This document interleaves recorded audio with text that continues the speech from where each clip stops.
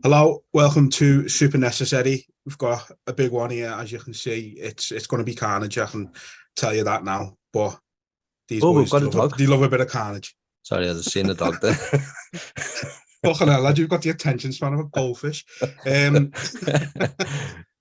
Anyway, as you can see, we're joined by all the Team Ireland from Oktagon Challenge: Denis Frimpong, Armand McDonald, Matthew Elliot, Armand Herczeg, plus coaches Paddy, Holohan, and Shem. Lads, it's going to be carnage, but thanks for joining us. It's fucking, we're buzzing. Our pleasure, lad. Pleasure. Yeah, it's going to be absolute mayhem. I can feel it already. It is. What I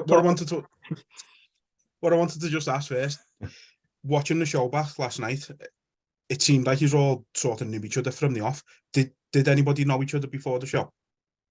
Well, me and Dennis fought before, so yeah, we knew each other pretty well. Yeah. If we all didn't know each other, we all definitely knew of each other. We all had some type of mutual friend or a teammate who's fought a teammate. So we were all pretty much clued up on everyone's style off the off go and who does what well. Yeah, we figured that might be the case, to be fair, didn't we? Yeah, definitely. Just proper gelled as soon as you're in there. Yeah, so as you mentioned, it started last night. First of all, what was it like watching it back, and how mad is it seeing yourself on TV? To make it so it's not crazy, we'll start with Dennis first. So, yeah, I liked how they put it together. Obviously, it was a high level production. A lot of money went into it. Clearly, took long enough for it to come out, so I've been waiting for weeks. Obviously, there was some stuff that, like, between the lads on the team, we know happened. Yeah. That either didn't happen on camera or they edited it out.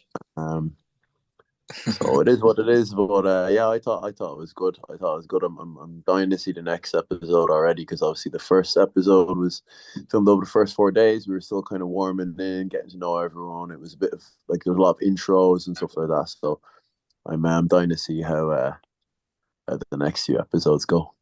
Yeah. Are you going against anything? Have you enlightened us about some of that? Not before seeing stuff.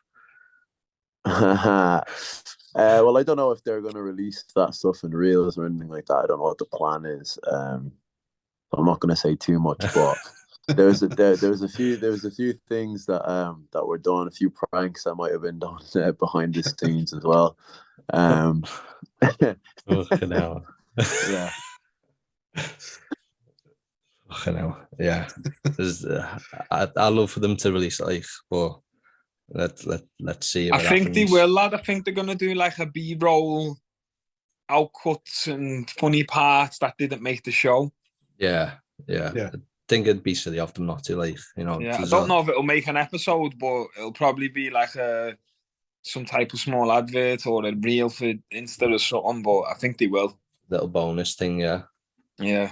I mean, how could you not? The banter must have been crazy on the show, like. But yeah, we move on to Aaron. Sweet. He's forgot the question. All right, what was the question? Go ahead, Shem. I can only ask it once, mate. No, listen. Basic school. So what was it like watching it back, and how mad was it seeing yourself on telly? Well, fuck, it was on YouTube, so I wanted to be on Channel 4 on demand, but fuck it. Yeah, no, I you know what, leading up to it, like last week, it was like, fuck, I can't wait for it. And then the day before, I was actually a wee bit nervous, you know what I mean? Because I didn't know how I was going to come across. And I was happy enough, because all the messages I got were, you know, supporting me and stuff. And obviously I was the first fight, like, so obviously got a lot of messages. And yeah, I was happy enough with the way I came across, and, you know, tried to be myself, like, but yeah, that was it. Obviously, everyone's seen the way Hassan was getting on, so looks like no one likes Hassan, so I was happy enough with that. So Yeah, but I think Team Ireland, like, you could see the bond with us, like, so I think that came across very well. You know what I mean? So, yeah, it was good for us. Like, it was good. It was good for me just to see what it was like after a bit of adversity as well, and also, but it seemed like pretty rapid, like fast forwarded. You know what I mean? So it was weird, like, because you like. Just seemed like you couldn't really get a good look at, you know, if you like, there's only wee small bits you could watch, if you know what I mean, because it just felt so rapid or something. Yeah. So, yeah, but I enjoyed it, man. Like, I really thoroughly enjoyed it, and the feedback that I've got through messages, people are loving it. Like, so, yeah, man, I'm happy with it. I'm happy with the way I looked on it. Yeah, definitely. Armand, do you remember the question, mate? Yeah, no, I remember totally. I'm happy with it so far. It's as Aaron said, it's very sped up. So like trying to relive the whole moments, I'm just like, oh, he's left this out, he's left that out. But then again, like can't go through everything, and it shows like how divided the English team were already from the get go with Hassan. Obviously, like he kind of tried to do his own thing and try and be intimidating, but I think trying to intimidate 4 lads at the same time is never going to work out. You know, we just stuck together as a team and backed each other as much as we could. You know. Yeah. 4 Irish lads as well. Yeah, it's not ideal. Matt, come to you. Yeah, so I feel that the TV show came off very good, very high production value, but I think just same as all the rest of the boys were saying, I feel like a lot was left out. Like, obviously some of it's going to get put in the reels, other parts won't, but I feel that they've maybe muffled it a bit because they're trying to keep like the target audience quite wide. Where if they were to just let loose on it, I feel that it would need to be like 18 and over, and that's if your ma's in the room as well. Like the best part of that night, they see where Denis throwing like water and Hassan. The best part was about half an hour after Armand went out and banged him in the face with a water bottle when he was sleeping, and they left that out, and I was a bit upset about that. But no, I feel like the shows came off very well. I feel that all the Irish boys have presented themselves well on the show. As for the English ones, I'll not comment. Yeah. I think they should make like an extended version, release the extended version of all this unreleased stuff, because it's the sound fucking boss, to be honest with you. To be fair, like, you have to understand, we were all there for whatever 3.5 weeks in total. Each episode was over 4 days, so like to get 4 days worth of interviews, training, the fight, the house, all of it into an hour, it's always going to get stuff left out, isn't it? Yeah. So obviously we will come to the coaches with that one. Obviously you yourselves have been in the limelight before, but what did you make of the production of it, the first episode itself? Paddy, we come to you. I thought it was really good, to be honest. I've kind of been involved with a lot of kind of things that have been edited, and obviously being in politics over here right now, how edits go, you know, take it to changes everything. So I was actually a little bit nervous for the lads, and I was trying to say to them there, like how you come across here is massively important. You know, it's not just you, it's your family and who you represent, and the sport and the flag and everything else. So but I was a little bit more nervous for what was going on in the villa, because obviously me and Shem weren't in the villa. So seeing the stuff in the villa, I was a little bit like, oh God, I just because we've all. I'm not saying I'm not talking like a bleeding outlet, but I am an outlet to a good few. So I'm trying to say, like, don't do something that is going to ruin it for you. You don't want to be sitting there looking at yourself doing something, you know. And then, to be honest, looking at it last night, I was sitting here pissing myself laughing. It was really good. You should be very proud of yourself, lad. Just came across really well in the house, and I want to see the outtakes, because I've heard of a few of them, and I was like, God, getting phone calls about some of them, for fuck's sake. Shem, you mate, obviously you're in Oktagon yourself. But what did you make of the first episode? Lad, it's one of them, lad. I thought it was boss. You'd never know what it's going to be like till it comes out, because ultimately they've got the power in their hand of how they edit it. There's still a load of episodes to go, so you don't know who could end up playing the heel, who could end up looking good on the show. Some of the parts they cut out that I wish they'd left in, like when they do the walkout, me and Paddy do a little fist bump every time. Even the interviews as well. Sometimes, like, they ask you a question and you'll come with a long answer and then they'll just cut out a little part, and sometimes it can seem a little bit out of context. Yeah. But it's reality TV, and it's what you'd expect. Yeah. I thought the editing was boss. Like Paddy said, all of the fighters come across good. Yeah, I'm just looking forward to watching more of it, lad. When the episode finished, I was like half fuming. I wanted to watch more episodes back to back rather than have to wait another week. Yeah. Yeah. I like that. I'd rather binge watch Drop it. it all at once. Yeah, I would. I'd rather just sit there and nail them all in one go. Yeah. Okay, Shem. So as you mentioned, obviously last night's episode had the first fight taking place. Did that moment when that fight started for you, and like representing Ireland, did that feel different to you than past experiences?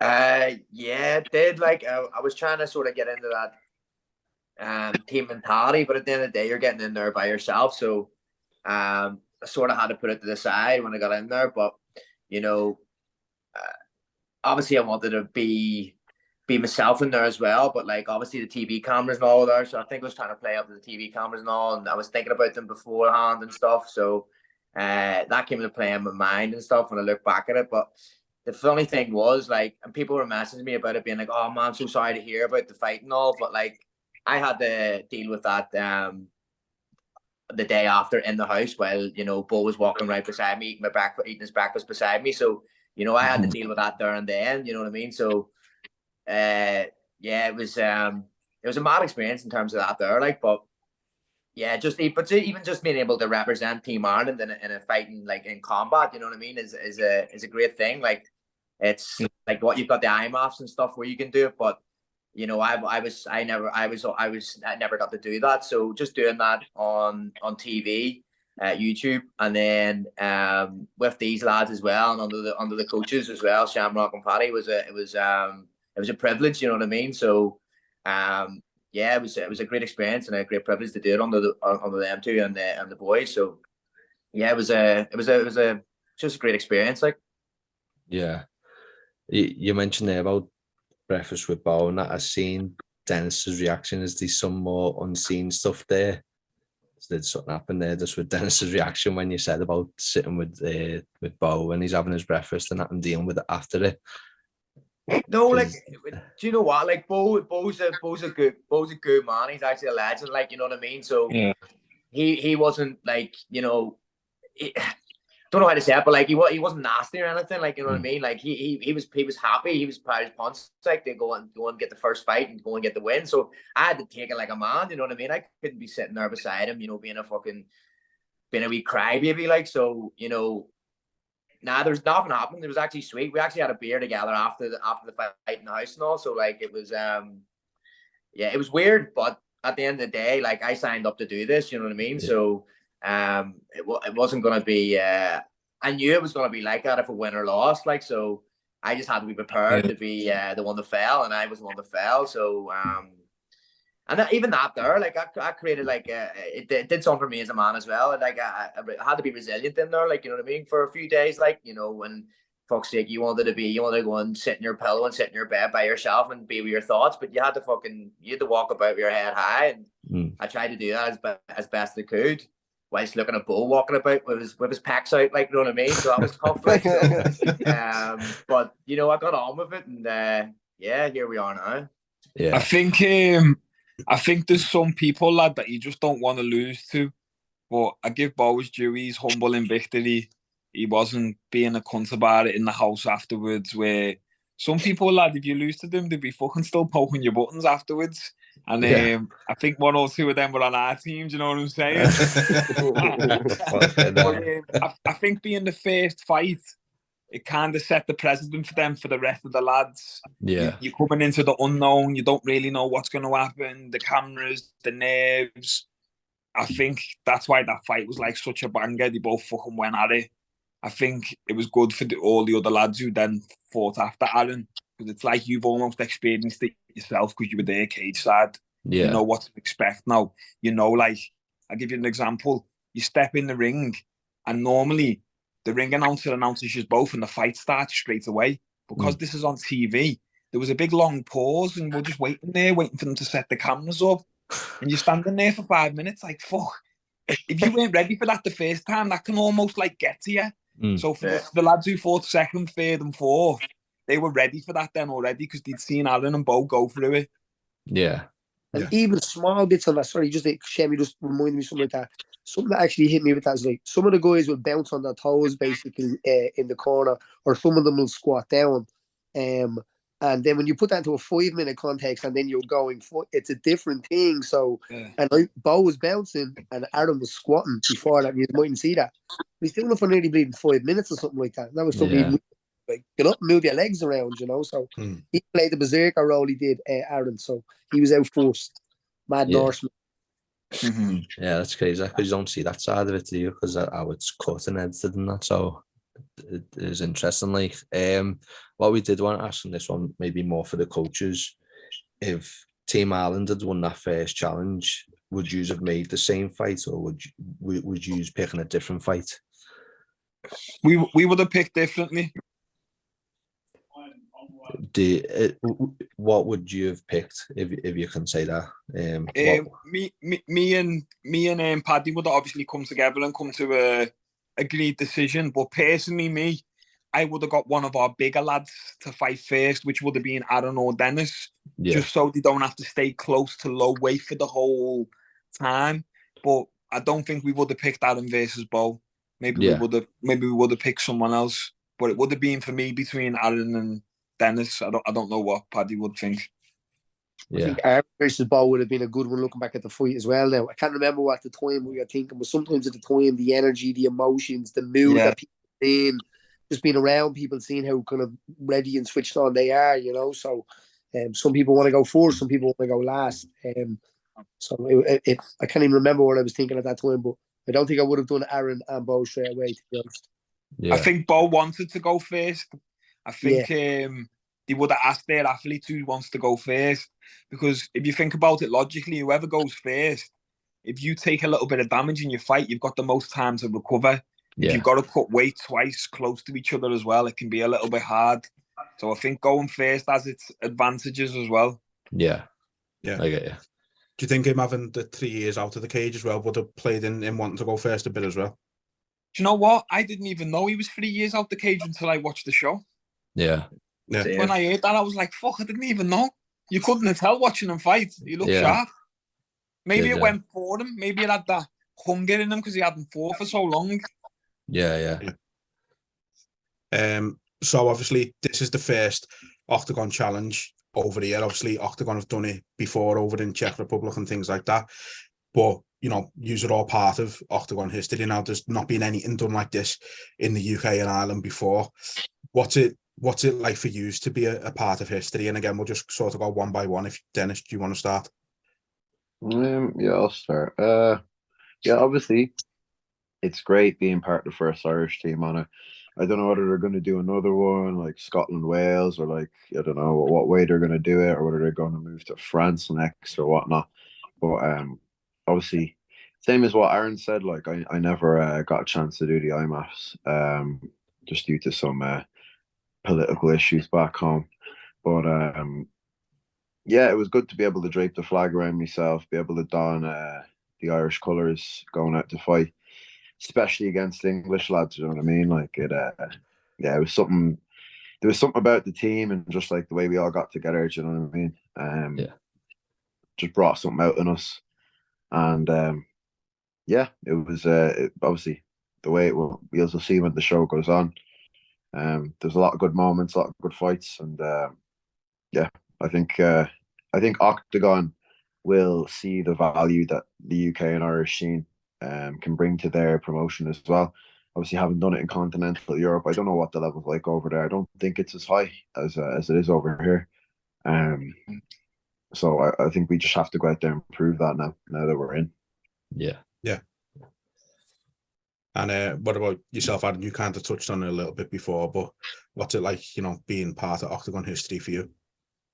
Yeah, well, hopefully that actually they keep on doing the Ireland versus England, Team Ireland versus Team England thing, because we were the first ones to ever do it, and paving the sort of way for it. So and the levels in the UK and Ireland are massive, so I don't see why they shouldn't.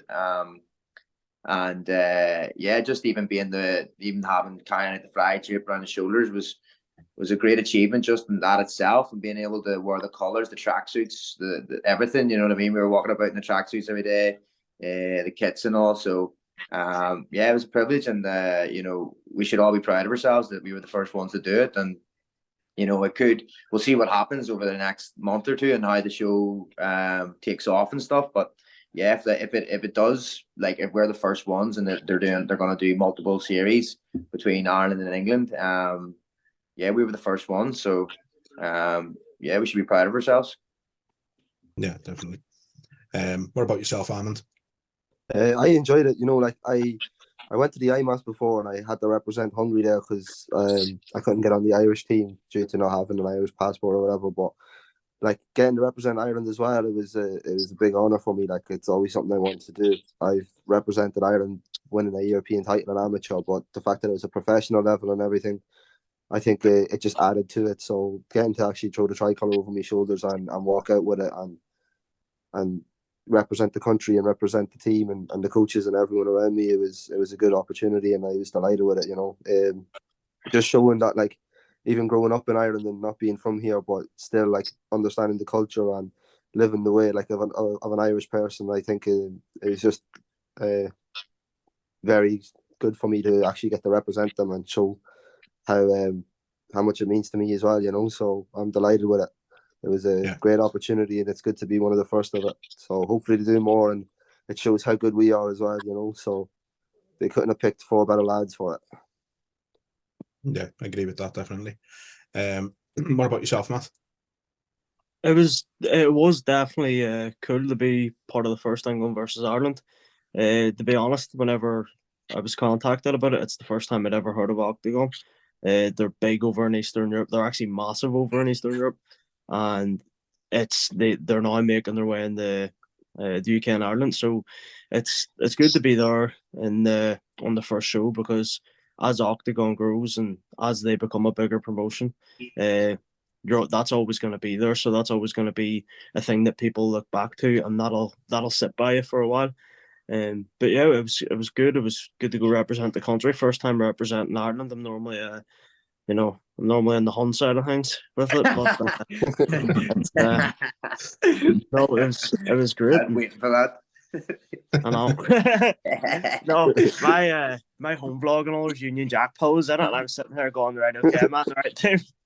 I've seen that in the video. Yeah, that's my ma. You can blame for that. But no, it was a great opportunity.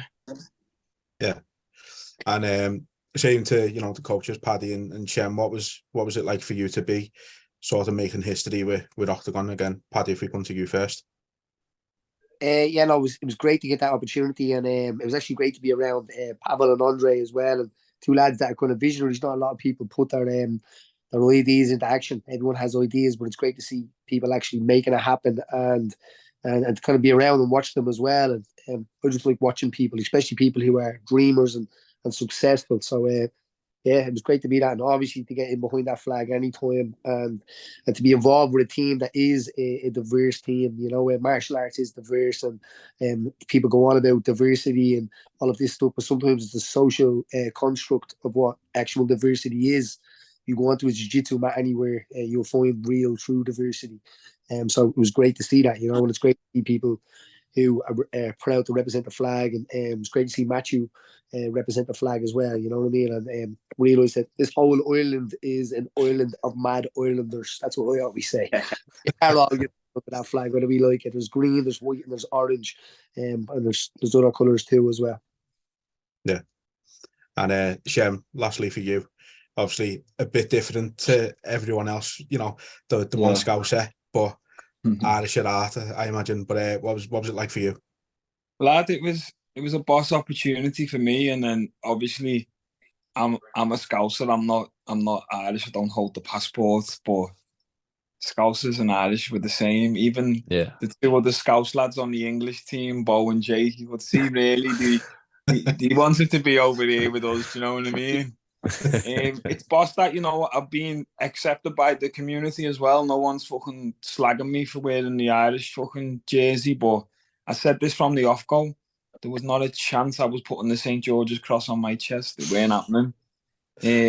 I was the only coach, funnily enough, that never had my name on the back of my t-shirt. I think maybe they were a bit like, should we bring him? Shouldn't we bring him?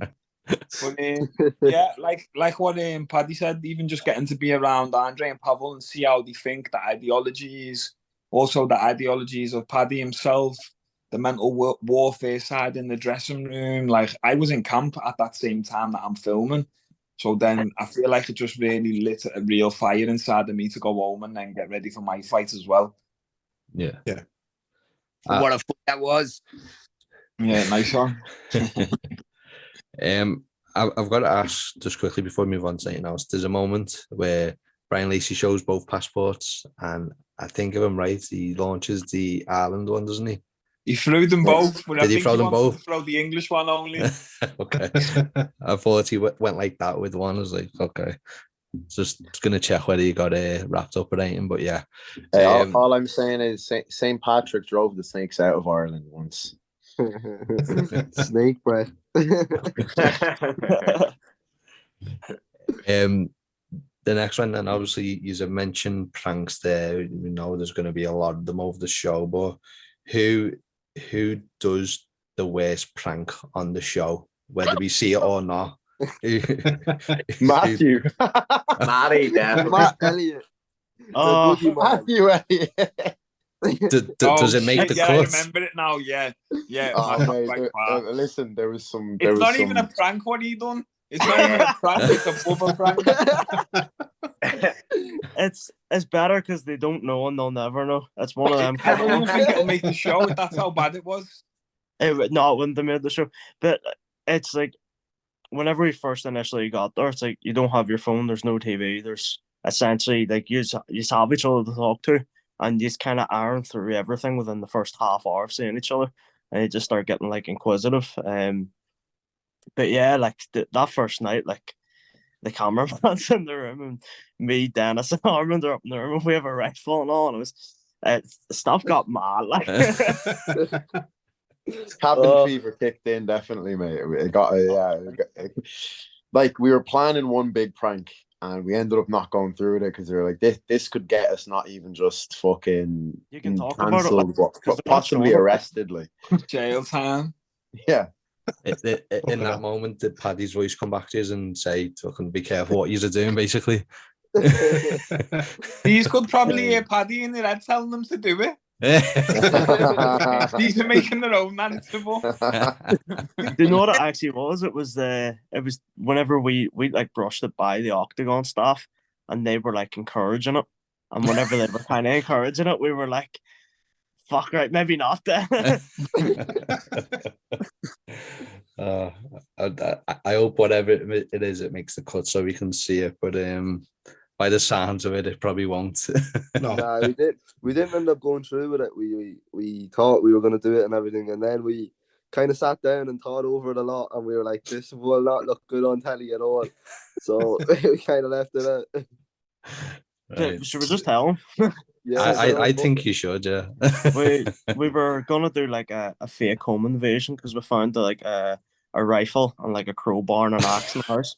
So we were gonna tie the English team up and have Dennis and Armand shouting on like Hungarian and Slovenian, and pretend to like kidnap him. But we were. Thank God we didn't. Turns out Galazi's ex-fucking French Special Forces or something as well. He'd go PTSD and start fucking... Yeah, he would have went all PTSD and started popping people. There must have been some planning in that though, like learning to speak the language as well, to sell it. They can already speak the language. Armand already speaks Hungarian, and I already speak Slovene, and it's quite similar to Slovakian. Like, you probably wouldn't be able to tell the difference if you're an English lad. So, I know. Shit. That would have been funny to see that. Yeah, that would have been ridiculous, but I get why you didn't do it, in fairness. So, yeah, probably for the best. You know what the worst part is, though? We wouldn't find out about the pranks till the next day because we weren't there in the house. Yeah. They'll come back like, guess what we done? And I'd be like, oh, fucking hell, what have you done now? And I feel even worse for the English lads because they don't even know until they watch the show back. They'll go, you cheeky bastards. Because some of the pranks only they knew. And they just never let anyone know until when they watch it back, obviously. The pictures that I think was put up today with like the cock in the hand towards Jake's mouth, is that in it? Or... No, they took that out. That was like the first day. They got fined for that, you know, lad. Fucking hell. How much? With them signs and ladders there, like they were asking for that in fairness. Like, even I was like, right, I understand. The worst part is they got fined for it. And then Aaron come out the changing room and he was like, what? I was asleep. I didn't even know what happened.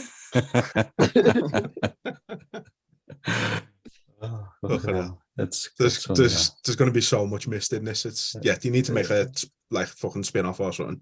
It's got to do something. They got to treat us with all of this as well. Yeah. Sort of going off that, then who out of the team who got crowned the biggest and best shit talker? Dennis. No hesitation. Yeah. It's like most people will like they'll like go for the person and attack it, but Dennis is like, he'll take a stab at you, and if that doesn't work, he's taking a stab at your mum, and if that doesn't work, it's your father. Yeah. No one's safe. Yeah. Nobody's safe around Dennis. Everyone's getting it. It's like if you tell him one little bit of information and he can create ammo out of it, you're fucked. You're literally fucked. This is what I think was the worst part. Because they're all in the house together. They're like asking each other questions about each other's personal lives. And they're just like giving him the ammo that he's using against them. And I was just thinking like, nah, I wouldn't be telling this cunt nothing.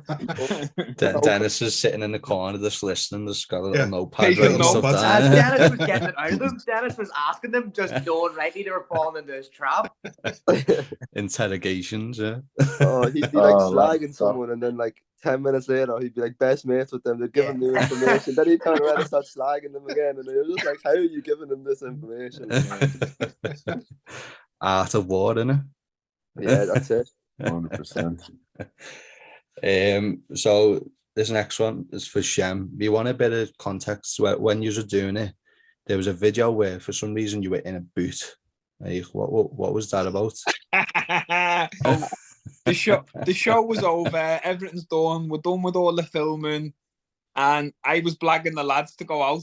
Like out. Like I don't drink. I don't party. But it was probably the last time we'd all be together in a long time. So I'm like, let's all go out. But there wasn't enough space in the car, so because it was my stupid idea to go out, I was in the booth. That was funny. Fucking the boot full and everything, and me across the 3 lads and all. Like, hey, 8 man in a Skoda Octagon, you know, like. Yeah, it was mad. It's made it work though. I wasn't there for the record. Yeah. I don't think there was a driving license between us as well. Probably in the newspaper tomorrow, in 8 man in the Skoda, Paddy put him in Slovakia, if you honest. Could anyone actually drive the cars? Yeah. Anyone was driving it, but not anyone was insured to. Armand was in it a couple of times. That's right. I was still in the boat and all, yeah. And the first day that we got the keys in the hotel, basically. Oh, no. That's crazy, though. So we had to drive on the wrong side of the road, on the wrong side of the car. And me and Shem hadn't got a fucking clue. Yeah. Like, we had to drive ourselves to Chamarine, motorway. Shitting yourselves. I'm confident with this. Now, Shem's like, I can't fucking drive, so he's like, I'm out. I'll sit in the boot and likely to not get in there. Which lane was the fast lane on the motorway, you know? So it was carnage. Wasn't it? It was like, yeah. It was fucking mental. I'm sure there was even a video from Shem where like he was recording. I don't know if it was like the fucking Slovakians driving or something. Like, this is crazy. It's like reversing up the motorway. She was. Yeah. There was the fucking lorry behind us, lad. He stopped on the motorway because he would have killed us. Should have gone in the boot, Shem. Fuck that, lad. I thought we were gonna die, bro. Yeah, Hey, Slovakians drive like absolute maniacs as well, mate. They 140, yeah, do 200, mate. No bother, like. just as crazy as Americans, then. Okay, now. Probably worse. Where's by sound? Yeah. Yeah. Okay, now. So for the fighters, I guess, because the coaches went in the villa, what was it like living with the enemy? Frenemies. What? Frenemies. Frenemies? No, enemies? Can I even to build this up? What's going on? Enemies? We didn't actually see much of them, to be honest. In the They had villa, their like, rooms. yeah, like Jake and George just sat in the room. Bo, for the most part, was sitting in the room. Hassan would come out of the room, get a slagging, and then go back into the room. Come out again when he's forgot. Go back in. It was just, yeah. We didn't actually get like there wasn't as much like back and forth in the villa as you would have thought, because like you are dealing with like three like Virgins. Like George and Jake, anyways, yeah, like you're dealing with two autistic kids don't want to leave the bedroom. Oh, so what? Just I don't even know what to say to that. Hey, we had the crack between the Irish lads. We had the crack. It was like a bit of like a holiday in a way, like a lads' holiday with a load of lads that you never met before, obviously than me and Aaron. But like, yeah, it was good. We enjoyed it because they were too scared, I suppose, to retaliate to a lot of the pranks. Because I think they were thinking if they retaliate, then we're going to take it a step further. And they're like, if we just take it, yeah, like maybe they won't go anywhere. Do you know what I mean? They were scared to find out what Dennis had on them. Didn't do anything. Oh, stuff. Honestly, though, I think I would have taken the slagging off Dennis more than like the devious plots and tricks that Matty was doing to them. Yeah, like he's making it out as if it's all me, but like, see, like even the whole thing with a spray bottle that started with Dennis's idea. That was like.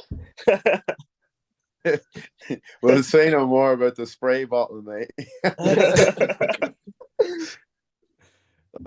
Stuff. So he's been mentioned a few times here and needs to get the opinion on him. Helezi, obviously, Dennis had a bit of words with him. There was obviously the fucking chicken incident, which was just fucking mad. But like, what the fuck? As you're watching it, just it was mad. But like, was he like that all the time, even like off camera and that as well? Mate, I'll be honest, there was a moment after the first challenge, yeah, so we've been chatting shit and all that. The cameras have come around, they've been filming us chatting shit to him. Brian Lacey called it a 10A. I called it a TKO personally. But the cameras have left and they're like, hey, we have to continue on with the challenge. Like, we can't just film you talking shit for the next 2 hours. They've left and he comes over and he's like, yeah, no, the cameras are gone now, lad. We can stop now. And I goes, nah, lad. Like, I'm not doing it for the cameras. Like, I'm doing it to fuck with you. Yeah, I think after that was like the first day we were there. After that, he was a bit more switched on to the fact that we weren't just doing it for the cameras, you know. Yeah. Nah, it was mad though. Like I literally, Aaron obviously was weighing in and all, so I was like, right, I'll cook for us and help with your refuel and all, and make a good meal and all.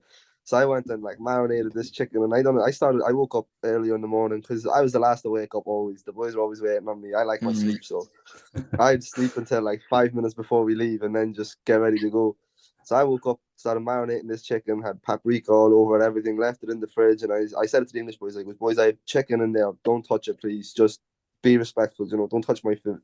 They're all like, yeah, Sam, whatever. So I got back. For some reason, we had a very late day, so like it was even longer that we got home. And I get back to the gas here about 7:30. I start cooking the food. The food's finished. Like it took maybe like an hour because I cooked it at like a good temperature and everything. Like I was making sure this is going to be top of the range chicken, you know. So I go in, open up and I made like spuds with it as well. So I open up and I looked at the spuds and I see there's a piece missing. I'm like, this little rat's after eating my spuds. Like. So then I was like, oh, what the fuck? Like, I didn't really mind that much because it's only spuds, like, and there's loads of them. But then when I opened up the chicken and there's like 6 pieces and there's only like 5 left, and I just started going mad. And I was just like, what's the point of like me even trying to do something with this little rat here? So then, like, obviously Dennis like poured water on him, and I got the idea. I was like, you know what? I'll go over and I just bounce the bottle off his head. I just threw the bottle at him. I was like, smashing him's not enough for that. Like, I had to get him back.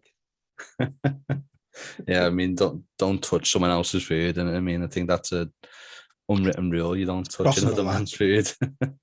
Yeah, like if you would have asked, I would have said no, and you can't have any chicken, but at least ask. You know what I mean? Like,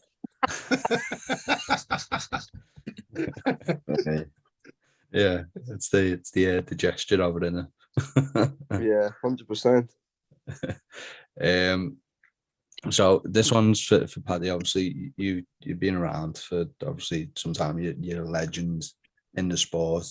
How good was it for you seeing these lads get this opportunity? You know, obviously it's a new thing. It's something that you never heard of. You know, a few years ago, even. Like, how good was it for you to see these lads get this opportunity? Yeah, it's dead. It's a serious idea for a promotion to be doing in Europe. Obviously, when the sport started, it started in more in England and it spread to Ireland a little bit. But now to see that there's opportunities all over the world for lads to mature, get experience against people, and it was great to be there.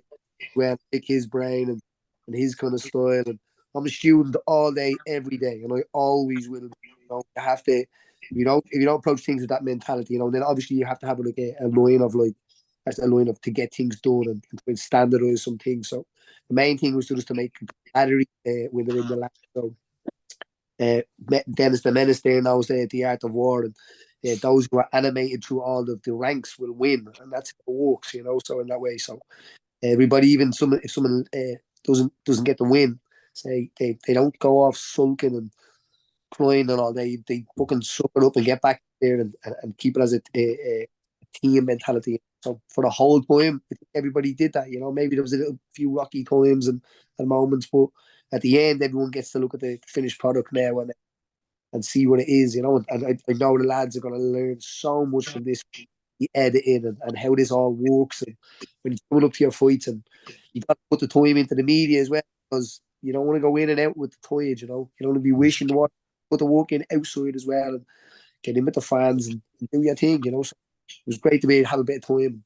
be able to just kind of spread some old man shit, you know what I mean?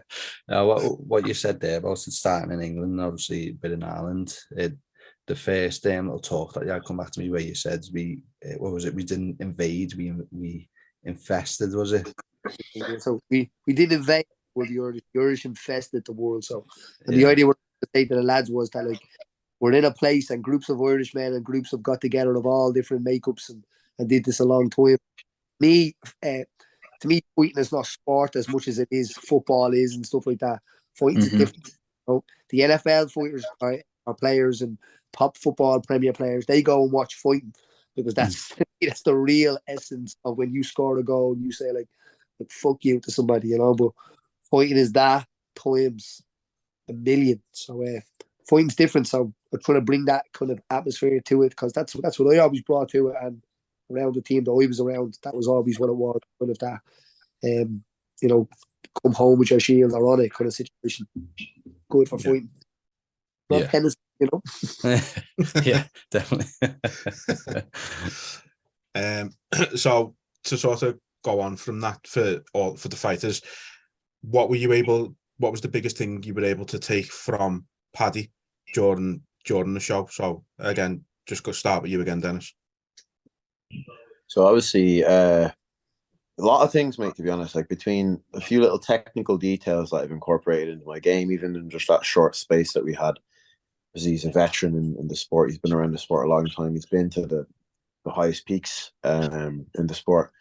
So technical details, just the mindset of going into a fight, your mood, how it can affect, just little bits, like little just veteran bits And then even besides all that, just to pick his brain, obviously he's a politician at the moment, and he's one of the real politicians, you know what I mean? He's not like one of these fucking bred to be a politician people. He's from like where we're all from, and he's trying to do work to change it. So yeah, being able to pick his brain on those sides of things as well, and the business side of the sport as well, not just like, you know, oh, you get your 10 grand for a fight here and then you just go and splash on parties and Gucci jackets and this and that, you know what I mean? And knowing to invest your money, because it's not a long game, you know, like you're in for maybe 10-15 years if you're lucky, and you want to get out of there before you can't speak to your kids.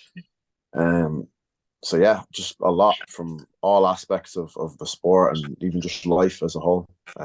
So it was really great to have him there. Yeah. What about yourself, Aaron? The biggest thing for me was the mentality. I remember that before my fight, and what he was saying to me, it's not about winning and losing, it's about fighting. And that really struck with me. Just even after when I came home from the show, I kept on just remember hearing him saying that. And then I've started to bring that into, like, you know, my training as well, and sparring, and what I think about fighting as well, because I've come from like football and it's always about winning or whatever, losing.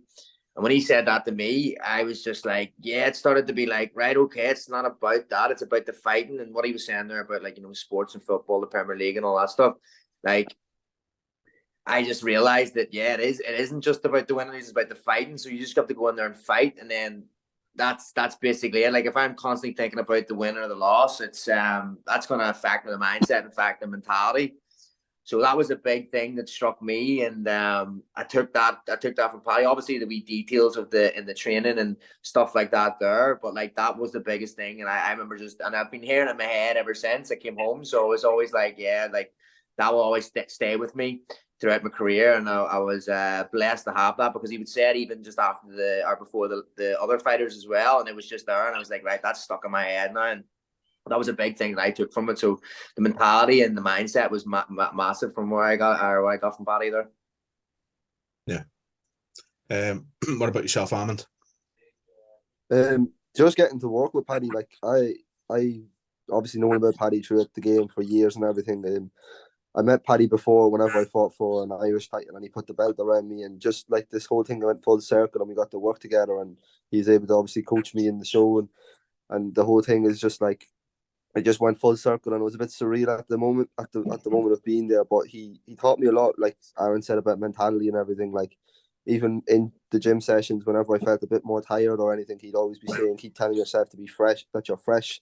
And everything that he said was always positive. And just even before the fight, you know, the way he like makes you mentally prepared before you walk and everything, it just added to my game. And it's stuff that I still use even in my last fight and everything, even though it didn't go my way. It's just little things that he showed us that you can take out of it and add it to your home game and everything. So it was an honor to learn from him, you know, especially with someone who fought at the pinnacle of the sport and everything. So it's good to have that in our back pocket, you know.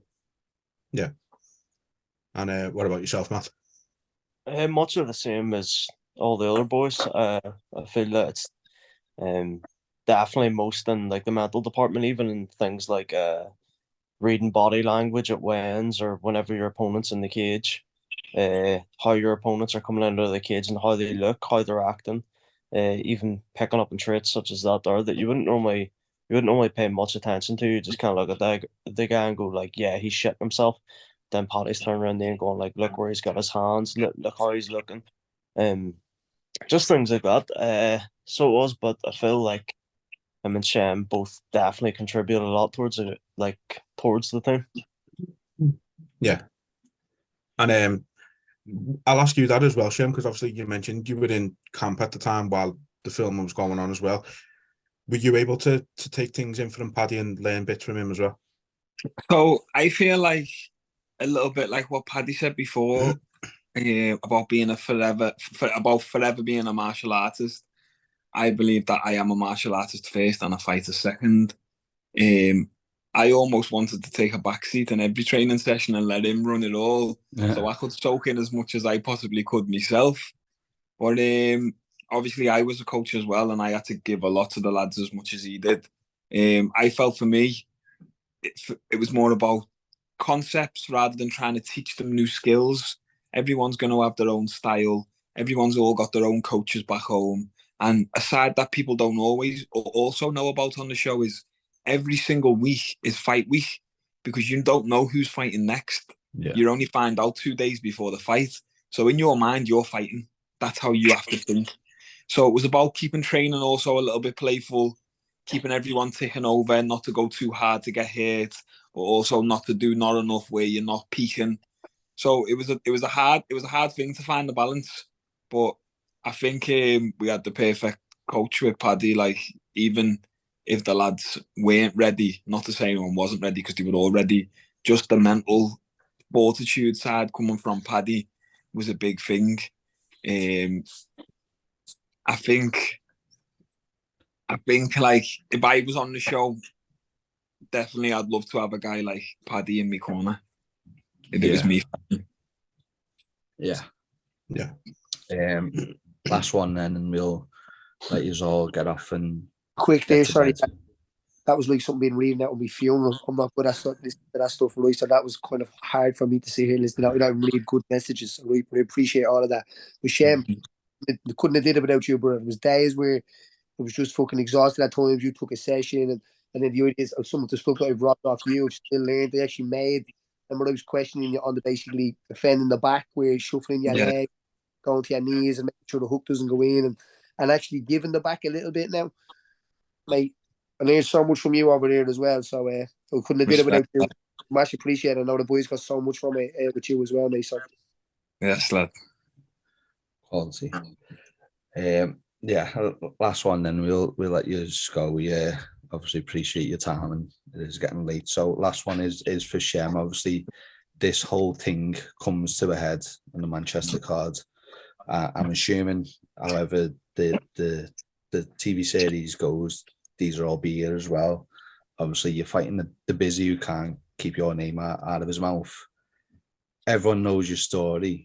What do you expect the energy to be like on the night? I mean, what is it, 18,000 people you've got? You're going to have all these around you. Like, what are you expecting for the night?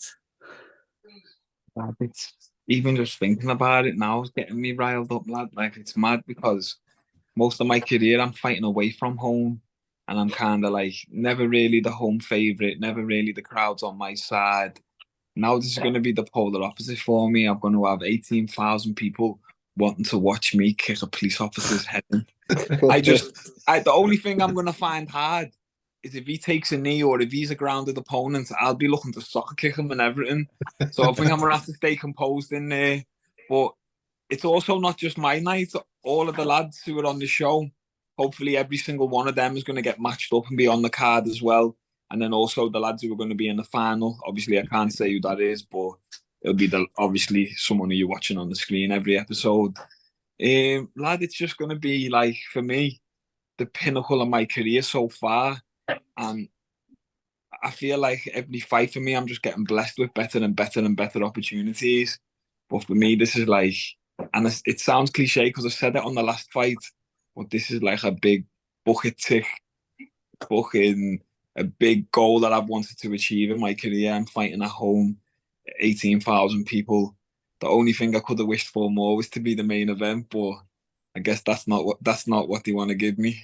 Yeah, yeah. I mean, after you get him out there, you need to put handcuffs on him and have a citizen's arrest. You know what I mean?